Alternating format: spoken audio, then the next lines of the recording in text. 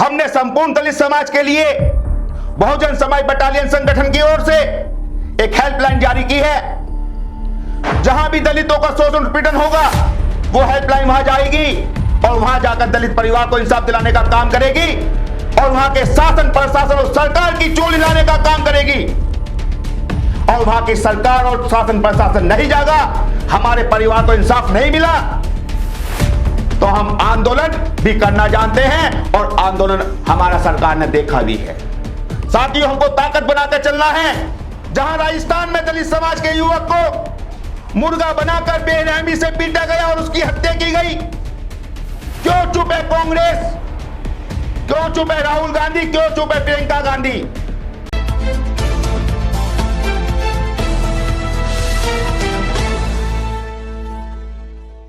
जय भीम साथियों, मैं अतुल खोड़ेवाल, संस्थापक बहुजन समाज बटालियन, राष्ट्रीय सामाजिक संगठन जो पूरे भारत देश के अंदर काम कर रहा है और दलितों की तमाम समस्याओं को प्रमुखता से उठाने का प्रयास कर रहा है। साथियों, बहुजन समाज बटालियन का मुख्य लक्ष्य है बहुजन समाज को सशक्त और मजबूत बनाना है। साथियों, आज जिस प्रकार से देश के अंदर जातिवाद बढ़ता जा रहा है और उत्तर प्रदेश के अंदर बीजेपी एंड सन्स कंपनी की सरकार चल रही है, ये दलित उत्पीड़न रोकने में नाकाम हैं। ये लोग बाबा साहब का चित्र लेकर दलित समाज को भ्रमित करने का काम करते हैं और दूसरी तरफ दलितों का शोषण कराने का काम करते हैं। रायबरेली उत्तर प्रदेश का एक जिला है। उस जिले के एक गांव में ब्राह्मण जाति के लोगों ने दलित समाज के 50 परिवारों के घरों के सामने दीवार खड़ी कर दी। इस विषय को लेकर हमने रायबरेली डीएम से बात की, एसडीएम से बात की, तहसीलदार से बात की, लेकिन कोई कार्रवाई नहीं हुई। क्यों कार्रवाई नहीं हुई?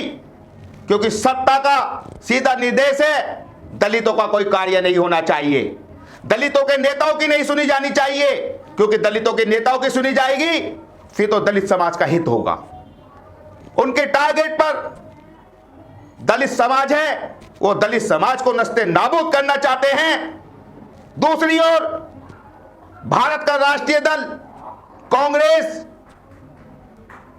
जो उत्तर प्रदेश में आकर दलितों के मंदिरों में जाते हैं, दलितों के यहां खाना खाते हैं और दलितों के यहां झाड़ू लगाने की नौटंकी करते हैं।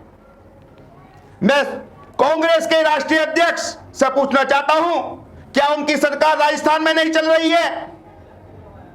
जहां राजस्थान में दलित समाज के युवक को मुर्गा बनाकर बेरहमी से पीटा गया और उसकी हत्या की गई, क्यों चुप है कांग्रेस, क्यों चुप है राहुल गांधी, क्यों चुप है प्रियंका गांधी? जब आप दलितों के हितैषी हैं तो देश को आजाद हुए 75 वर्ष हो चुके हैं। 75 वर्षों में आपने दलितों के लिए क्या किया? जवाब दें और ये नौटंकी ढोंग करना छोड़ दें। जिस प्रकार से राजस्थान के अंदर दिन प्रतिदिन दलितों का शोषण किया जा रहा है और खाली शोषण नहीं, बहनों भाइयों उनकी हत्या और बलात्कार भी किए जा रहे हैं, ये कहां का आपका न्याय है? एक तरफ आप दलित हितैषी होने का वादा करते हैं, नाटक करते हैं, दूसरी तरफ अपनी सरकार में दलितों का उत्पीड़न बढ़वाते हैं, कराते हैं। क्या कर रही है आपकी राजस्थान की सरकार? क्या कर रहा है आपका राजस्थान का पुलिस प्रशासन? साथियों, भारत देश के अंदर तमाम राजनीतिक दल जितने भी हैं सब दलित विरोधी हैं, दलितों का वोट पाना चाहते हैं, दलितों से सरकार बनाना जानते हैं, दलितों का लाभ उठाना जानते हैं, लेकिन दलितों को लाभ देना कोई नहीं जानता। साथियों, उत्तर प्रदेश के अंदर 2022 में चुनाव होने वाले हैं विधानसभा के। जो हम लोग आज नहीं जागे तो वो दिन दूर नहीं जब हम गुलाम हो जाएंगे। साथियों, हमें ताकत दिखानी है, हमें भाईचारा बनाना है, अपनी तमाम दलित समाज की जातियों में एकजुटता पैदा करनी है और 2022 में उत्तर प्रदेश के अंदर अपनी सरकार लानी है। यह वोट का अधिकार परम पूज्य डॉक्टर भीमराव अंबेडकर जी ने दिलाया था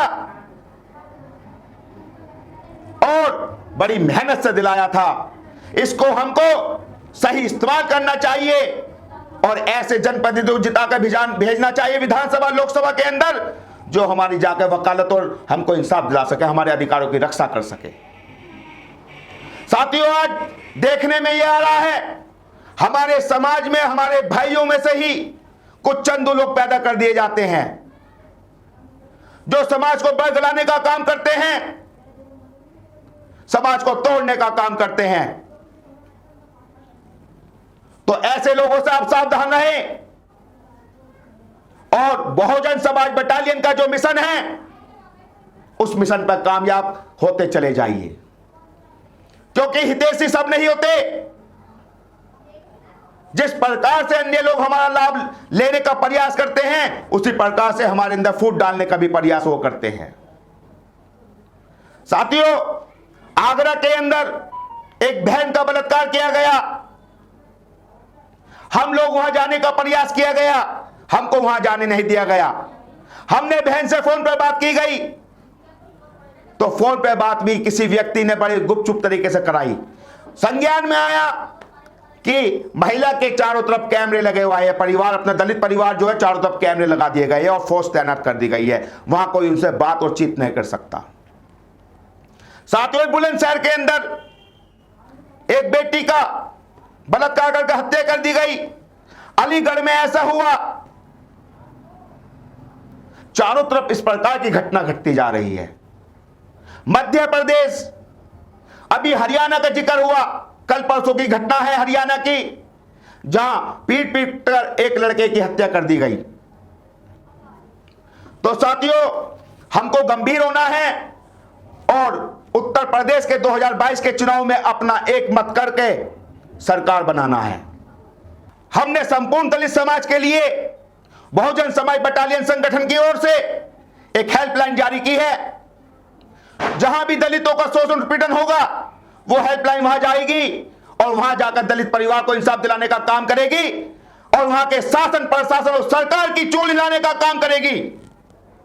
और वहां की सरकार और शासन प्रशासन नहीं जागा, हमारे परिवार को इंसाफ नहीं मिला तो हम आंदोलन भी करना जानते हैं और आंदोलन हमारा सरकार ने देखा भी है। साथियों, हमको ताकत बनाकर चलना है। बहुजन समाज बटालियन की जो हेल्पलाइन है उसका नंबर भी आप तक पहुंच जाएगा, पहुंच चुका है। हमारा मकसद है समाज को सशक्त और मजबूत बनाना। संपूर्ण भारत, खासकर उत्तर प्रदेश में जहां जहां दलितों पर शोषण और अत्याचार किया जा रहा है वहां हेल्पलाइन एक तुरंत पहुंचेगी और हमारा प्रयास रहेगा यह है शोषण उत्पीड़न रुके, उनके खिलाफ एक बुलंद आवाज हो। साथियों, जितना संसाधन बहुजन समाज बटालियन के पास है उन संसाधनों में हम आगे काम कर रहे हैं।